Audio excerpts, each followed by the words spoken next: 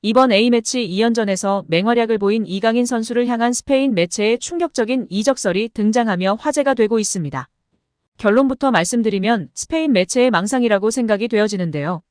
일단은 이강인 선수가 파리 생제르맹에서 확고한 주전이 아닌 것은 맞습니다. 현재 경쟁을 제대로 한 시간조차 부여받지 못한 상황이기 때문에 이강인 스스로 구단 자체에서도 이강인을 보내줄 리 만무합니다. 특히 파리 생제르맹은 미드필더 스쿼드가 약하고 미드필더와 공격수 역할 모두 소화할 수 있는 이강인을 쉽게 보내줄 리 없습니다.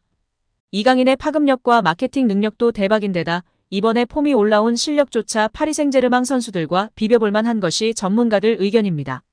무엇보다도 결정적으로 선수 본인이 거부할 가능성이 가장 높습니다.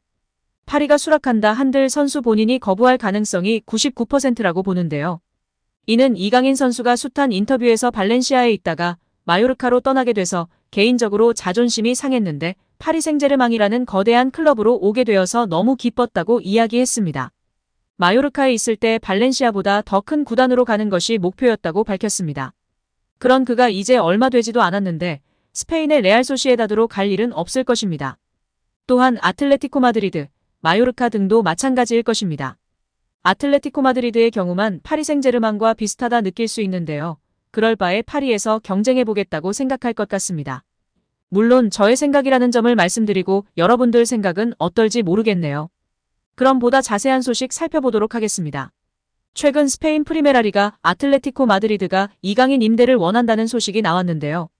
디에고 시메오네 아틀레티코 감독이 여전히 이강인을 원한다며 PSG에서 치열한 주전 경쟁을 앞둔 이강인을 오는 1월에 임대할 계획이라고 전했습니다.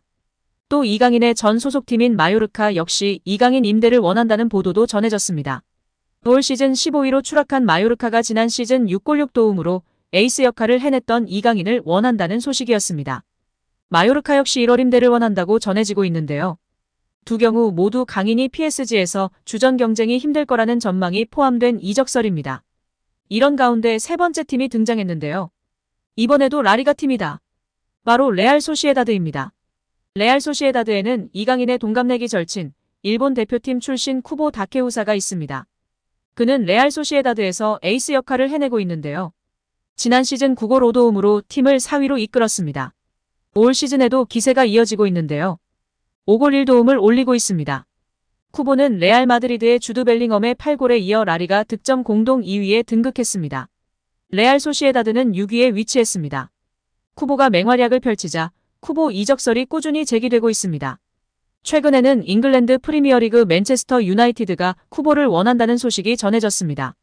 레알 소시에다드는 주가가 높아진 쿠보를 붙잡을 수 없는 상황을 고려하고 있는데요. 그 1순위가 바로 이강인이라는 것입니다. 쿠보가 레알 소시에다드를 떠난다면 이 공백을 메울 수 있는 적임자로 이강인을 주시하고 있다는 것입니다. 스페인의 엘고 디지털은 쿠보가 떠난다면 이강인이 레알 소시에다드의 표적이 된다고 보도했습니다. 이 매체는 이강인이 PSG로 이적한 지 몇 달도 되지 않은 시점에서 레알 소시에다드에 관심을 받고 있다. 쿠보가 맹활약을 펼치자 세계 최고 클럽들이 쿠보 영입을 노리고 있다. 쿠보는 2024년에 떠날 것이 거의 확실하다. 이런 상황을 고려해 레알 소시에다드 경영진은 이강인을 눈독들이고 있다고 설명했는데요. 이어 이강인은 지난 시즌 마요르카에서 특별한 활약을 펼쳤다. 그는 라리가 최고의 선수 중 한 명으로 자리매김했다. 그런 재능으로 PSG로 떠났는데 그곳에서 기회가 거의 없었다. 리그 1에서 거의 경기에 뛰지 못했다. 레알 소시에다드가 이강인 영입을 노리고 있는 이유라고 덧붙였습니다. 그러면서 레알 소시에다드는 이강인을 활용하고 싶어한다. 쿠보가 떠난다면 그 위치에서 뛸 새로운 선수가 필요하다. 이강인이 레알 소시에다드에 완벽하게 들어맞을 것이다. 이강인은 라리가 경험이 있고 또 큰 미래를 가지고 있는 선수이기 때문이라고 강조했습니다.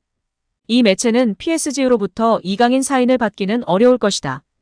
PSG는 이강인에 많은 투자를 했고 이강인의 능력을 신뢰하고 있다. 때문에 이적 가능성은 낮다고 볼 수 있다. 그래서 임대를 노려볼 만하다고 전했는데요. 이어 이강인이 이적이든 임대든 레알 소시에다드는 환영할 것이다.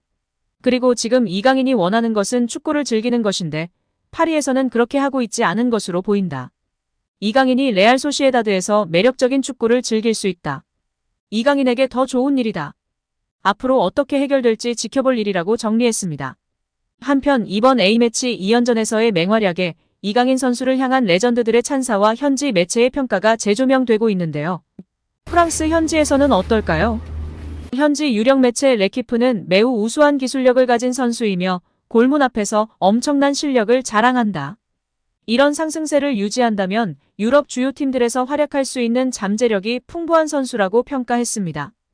현지 팬들은 이강인과 같이 빠르고 드리블이 좋은 선수가 필요했다. 이강인은 파리 생제르맹을 완전히 변화시킬 선수이다. 라며 큰 기대감을 갖고 있는 모습입니다.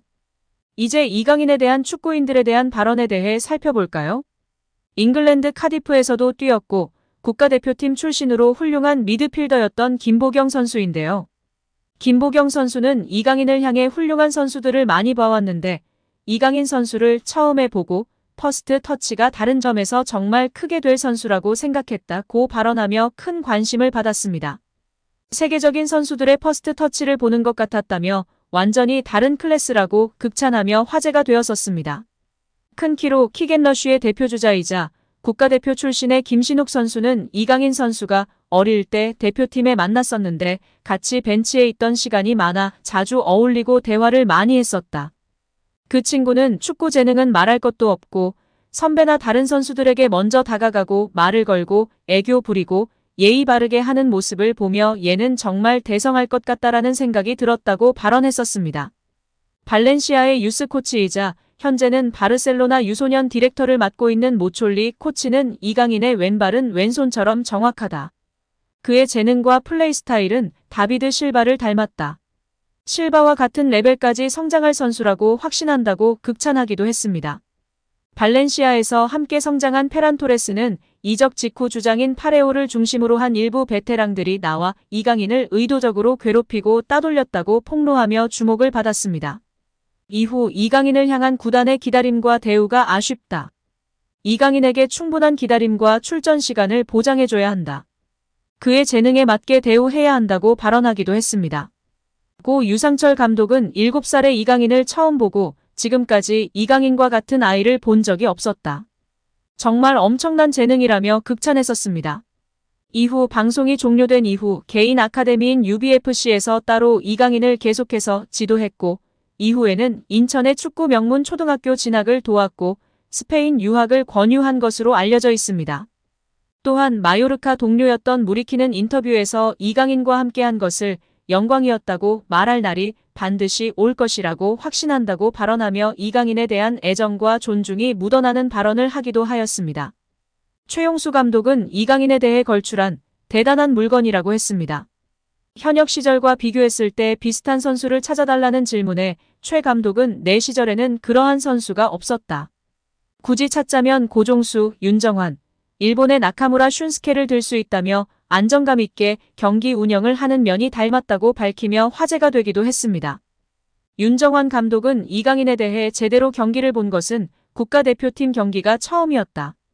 엄청난 퍼포먼스였다. 경기장 모든 선수를 통틀어 이강인밖에 보이질 않았다. 고 발언했습니다. 이전의 패스마스터로서 이강인의 패스에 대한 평가 질문에는 현역의 나보다 나은 것 같다.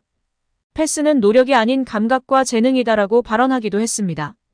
오늘 영상은 여기까지입니다. 끝까지 시청해주셔서 감사합니다. 늘 건강하시고 더 좋은 영상으로 찾아뵙겠습니다. 구독과 좋아요도 잊지 마시고 부탁드립니다. 감사합니다.